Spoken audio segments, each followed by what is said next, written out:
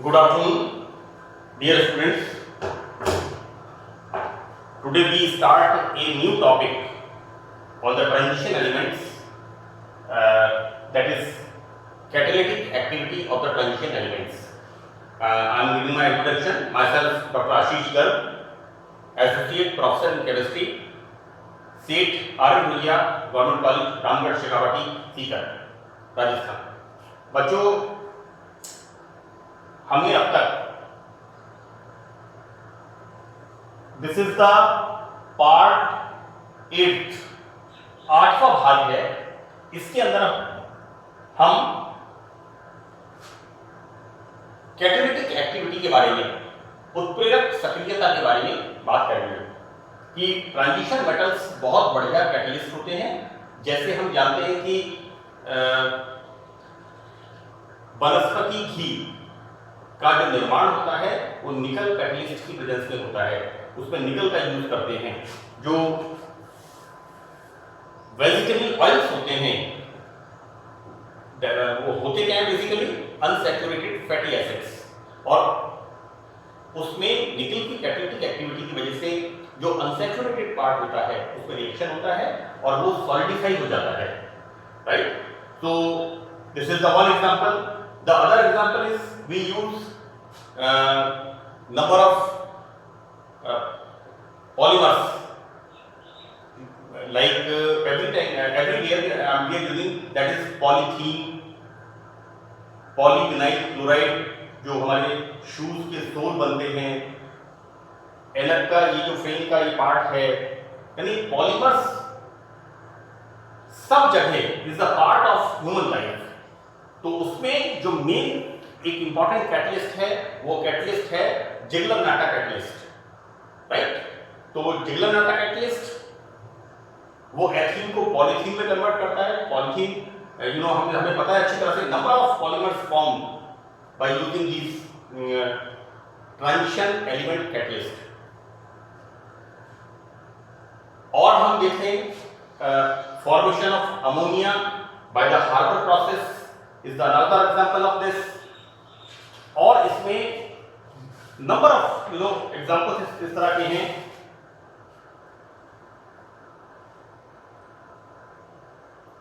We use Fenton catalyst, that is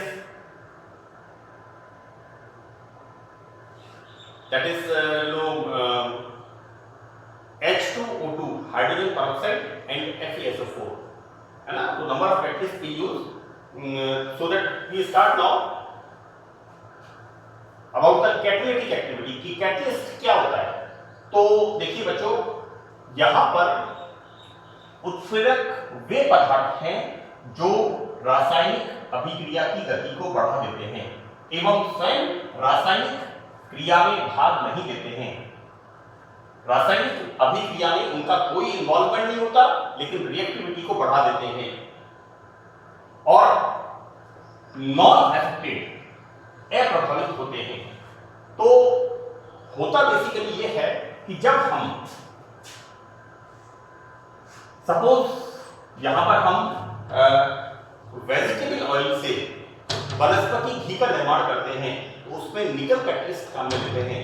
तो क्या होता है कि यहां पर जो निकल मेटल होता है, निकल मेटल की सरफेस पर जो एम्प्टी डी ऑर्बिटल्स होते हैं उनमें जो फैट होती है लाइक दिस, इस तरह का unsaturation, these are the fatty acids. What are oils क्या होते हैं? Fatty acids, palmitic acid, oleic acid, stearic acid, तो नंबर ऑफ फैटी एसिड्स. तो यहां पर ये जो लूज इलेक्ट्रॉन्स होते हैं ये निकल के डी कक्षकों में जाते हैं, उससे एक्टिवेशन एनर्जी कम हो जाती है.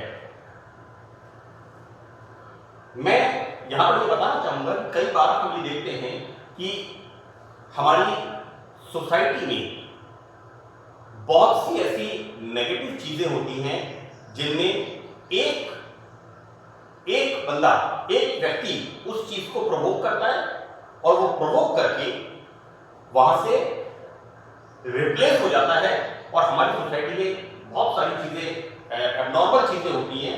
तो यहां पर रिएक्शन तो स्टार्ट हो गई, कैटलिस्ट इसमें नॉन इफेक्टिव होता है और वो इस रिएक्शन को फॉरवर्ड डायरेक्शन में बढ़ा देता है, राइट।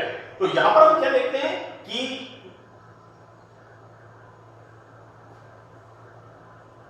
कैटलिस्ट, यहां पर कोई भी कैटलिस्ट, मैंने यहां पे एक एग्जांपल दिया है आयरन का, कि आयरन किस तरह से कैटलिस्ट का काम करता है, इसको मैं आगे बताऊंगा। यहां पर why the transition elements are very good catalyst, क्यों होते हैं, तो कारण इसका एक तो ये होता है very good catalyst, transition elements are very good catalyst because due to the presence of p orbitals, एक, and number 2 variable oxidation state. ये दोनों बहुत इंपॉर्टेंट पॉइंट्स हैं। तो जैसा मैंने आपसे कहा कि ये जो पाई इलेक्ट्रॉन होते हैं यहां पर किसके अंदर, वेजिटेबल ऑयल्स के अंदर, ये जो अनसैचुरेटेड, उसको कहते हैं अनसैचुरेटेड फैटी एसिड्स, तो वो होता क्या है, निकल के खाली डी कक्षकों में चले जाते हैं और जब वापस जाते हैं तो ये फैट जो होती है ये सॉलिडिफाई हो जाती है। This is the common, this is the usual process.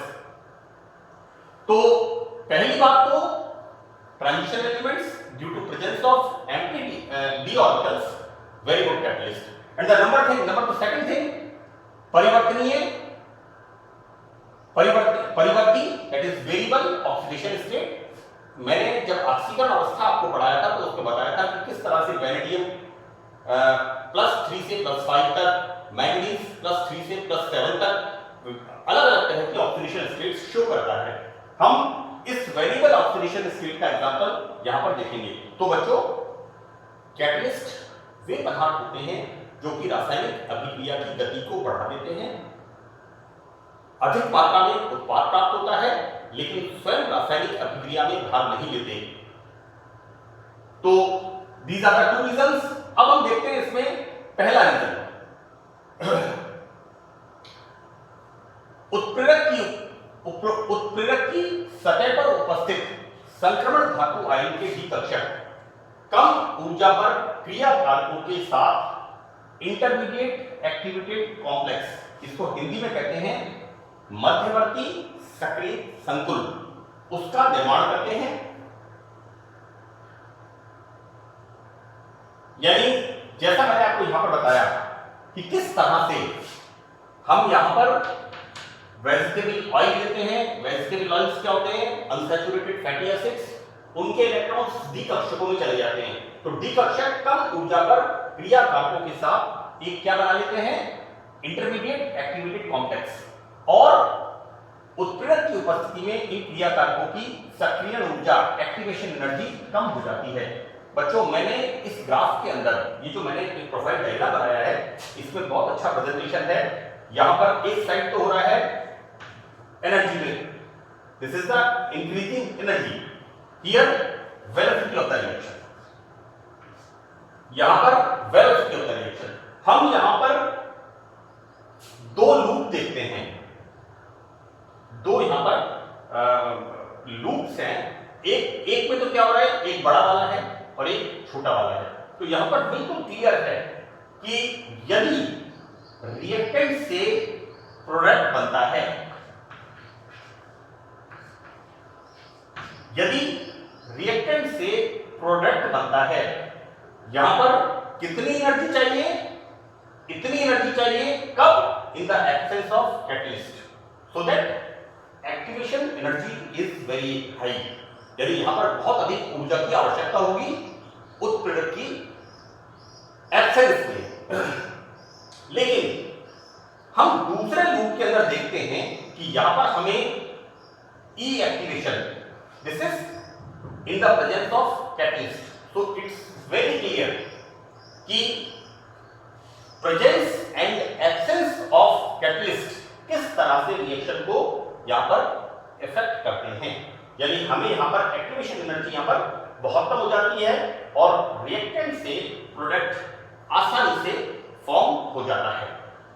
It's I think it's very clear. यहां पर इस प्रोफाइल डायग्राम से जिसमें बताया गया है कि this energy profile diagram shows change in activation energy, absence and presence of catalyst.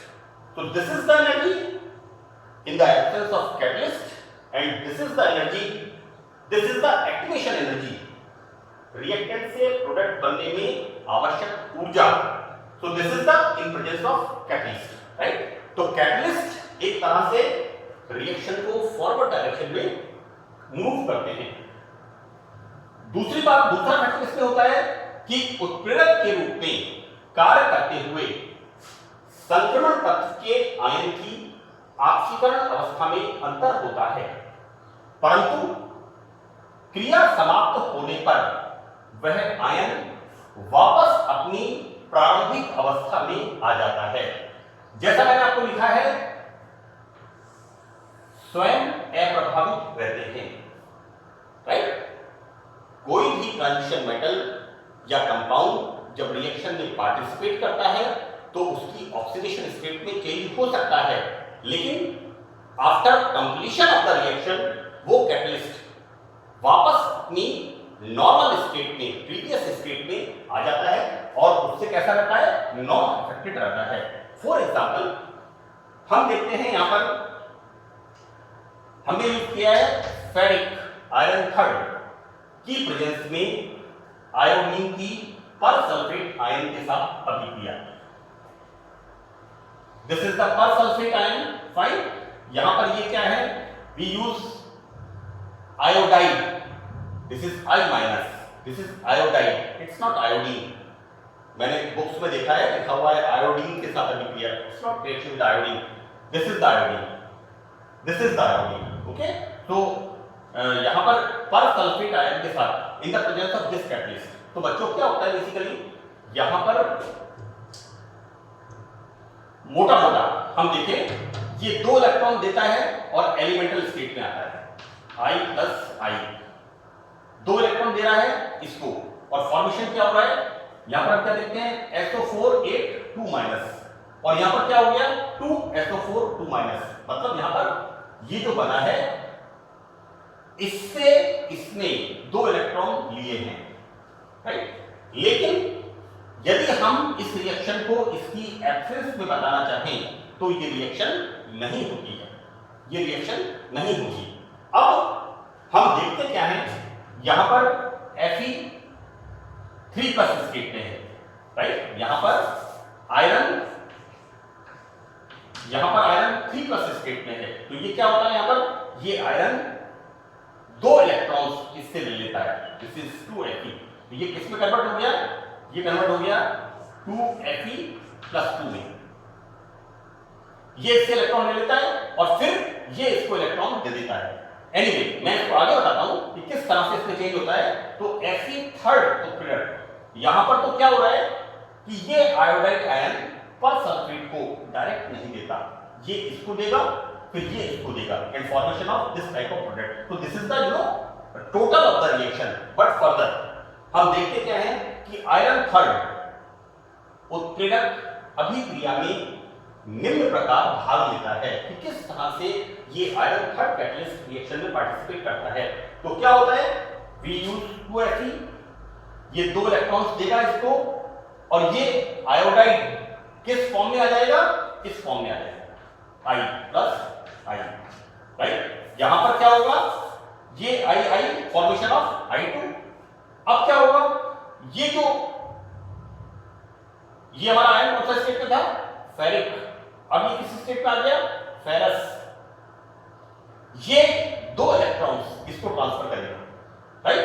और ये वापस अपनी सेम स्टेट में आ जाएगा, और यहां पर फॉर्मेशन ऑफ सल्फेट। तो this is the very good example to explain.